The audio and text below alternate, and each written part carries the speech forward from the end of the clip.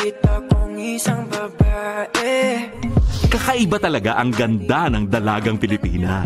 Kaya naman ang newest hit, Dalaga, ng Pinoy rap group Almost, patok na patok at naging dance challenge pa.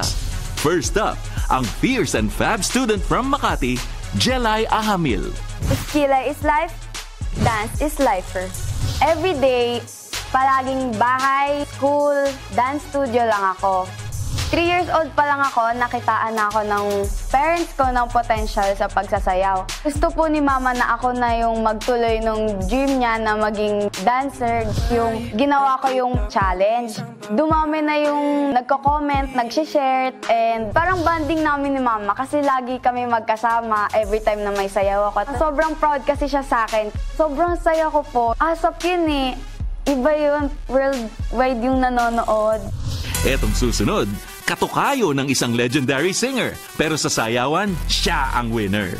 Meet the dancing online star from Laguna, Celine Dion Junicio.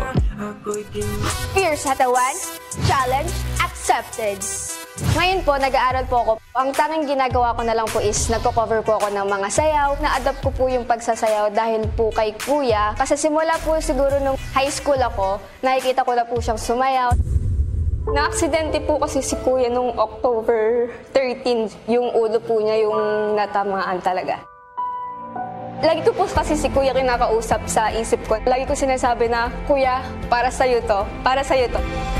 Nung nalaman ko po na pinili po ako ng ASAP, hindi po ako makapaniwala. Siguro kung nandito si Kuya, sobrang proud nun sa akin.